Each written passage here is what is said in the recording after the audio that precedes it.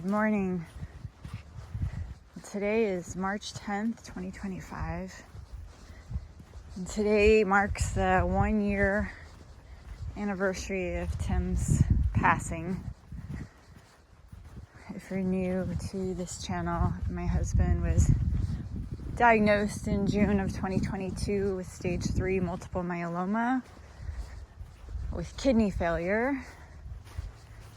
And that diagnosis came after years of struggling with chronic pain and not really knowing the origin of the pain.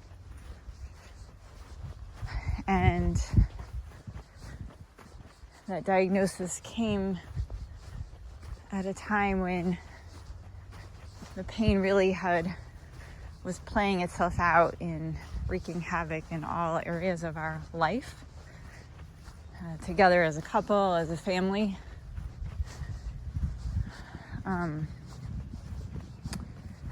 When you don't know where pain is coming from and you don't have a name for it, and you're not able to fully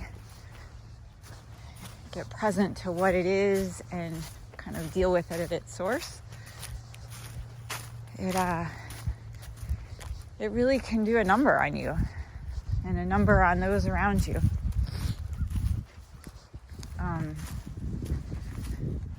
My husband felt a lot of kind of shame and personal blame around the pain and tried to do all kinds of things to fix it, to heal it.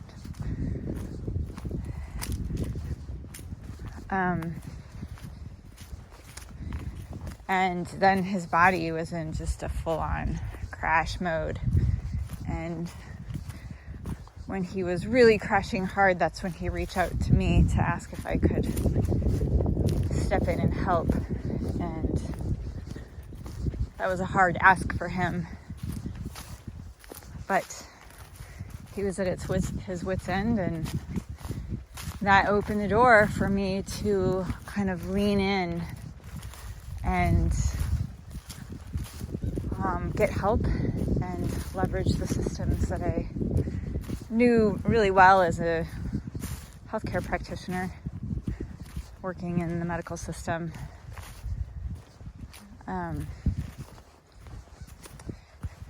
So I think today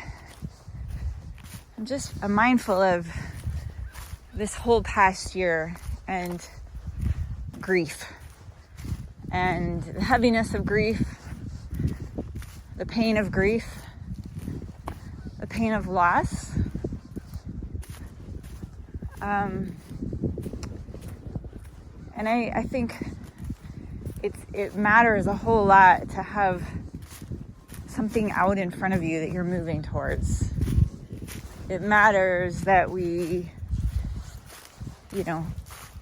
find ways to kind of rise above the pain, to move beyond the pain, to appreciate the things that we're grateful for in the midst of our pain.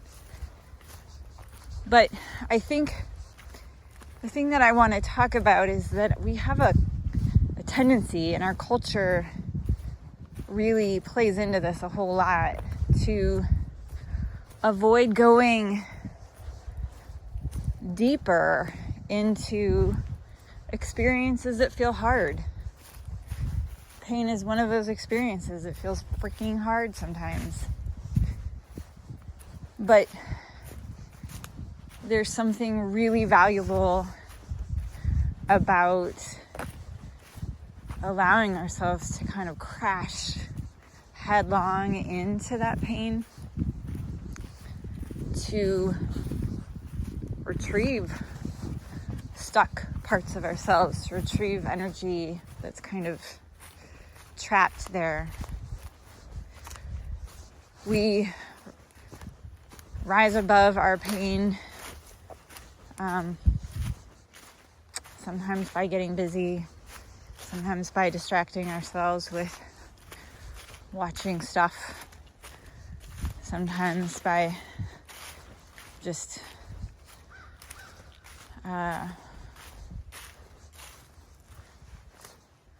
eating too much, sleeping too much, And I think all those things, like, sometimes we just have to do that. But when we catch it, when we catch ourselves going there, when we really can call out the ways that we are numbing ourselves, and then choose to just really be present to the depth of that feeling, something really magical shifts.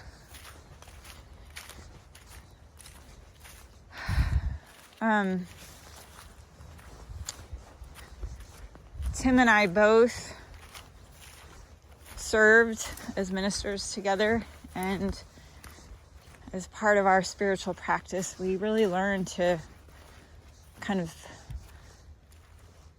lean into the hard stuff when it came up so that we could move through it. Wow, this is really muddy here.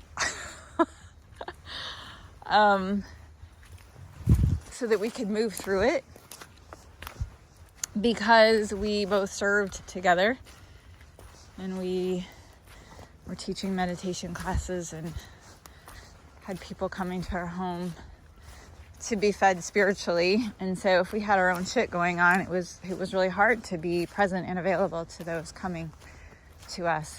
And you can't spiritually bypass pain. You can't just like pretend it's not there.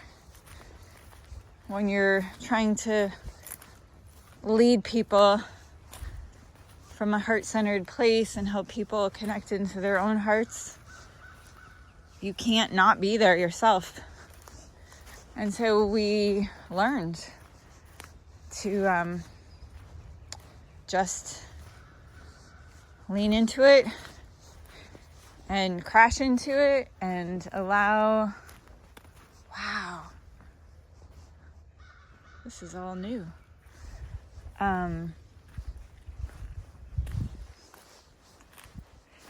And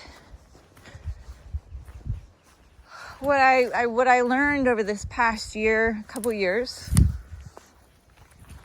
when Tim got sick, I think one of the antidotes for me was using this platform to really presence what I was going through and to share it with you, anyone who's listening, over the course of 200 plus videos, just to share what it looks like to like walk through the valley of the shadow of death, to walk through the kind of the depth of that pain, the depth of that grief, and to come through the other side. And for me, like recording these videos and talking it through, each and every time I found myself shifting from feeling kind of overcome by it, feeling overcome by or incapacitated by some negative shit going on in me, feeling myself kind of swirling with it, not fully present and available to Tim, to the girls, to our farm, to my work. And I found that for me, personally, just getting present to it by talking about it allowed me to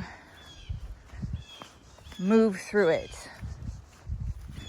And having done that process like over and over and over again, I realized that that was medicine for me. That way of presencing my pain and sharing it was medicine for me and medicine for anyone who needed to receive it. And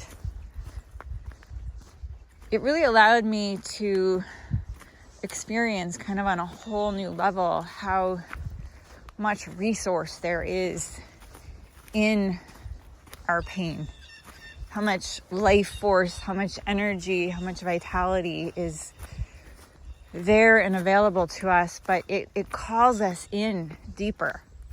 Our pain calls us in to experience these parts of ourselves that, frankly, we really don't feel inclined to go there because it hurts. Fucking hurts.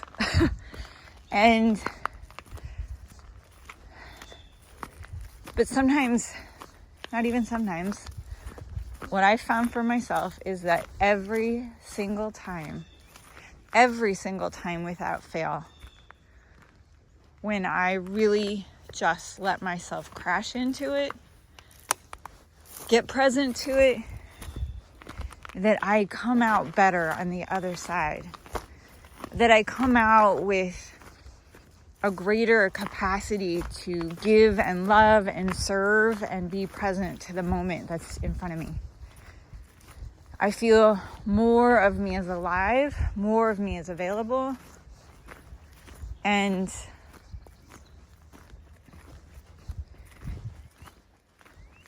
there's just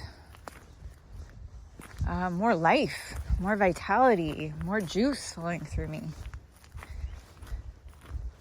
I can tell you that the past week has felt really heavy. Reliving all of the last week that we had with Tim. And, then feeling sucked into various different forms of news feeds and things like that. But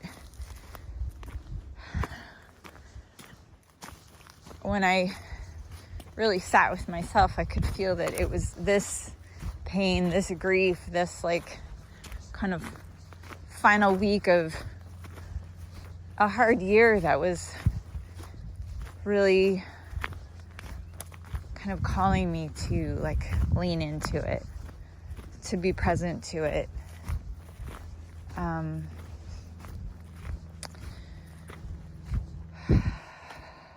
I felt a need to be quiet, a need to kind of not say a whole lot because, sometimes our pain just calls us to be silent. It's like something in there is incubating and it's just not ready. It's not ready. And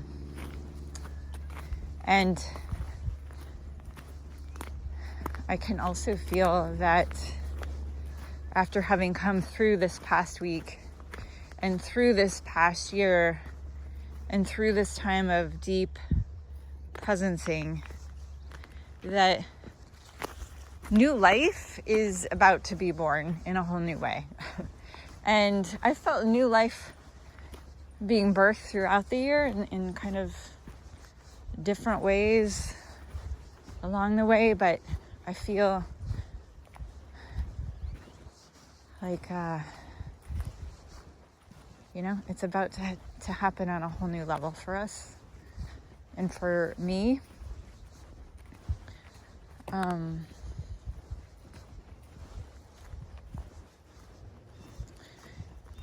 So I really want to invite you to hold space for your pain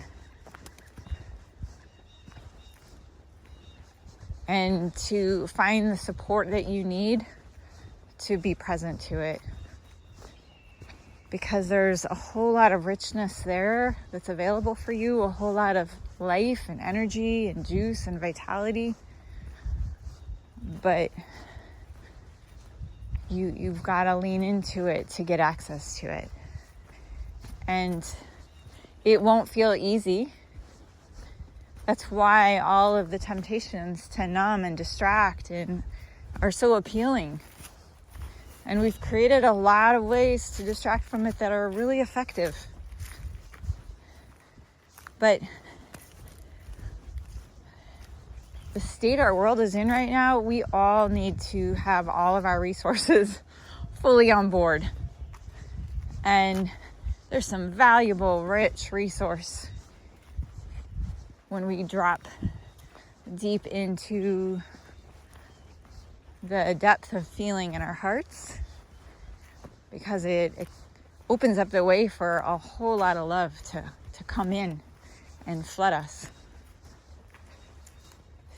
And the world needs that love right now. We need that love. We need to feel it, and the people around us need to feel it. So that is what I have to say today.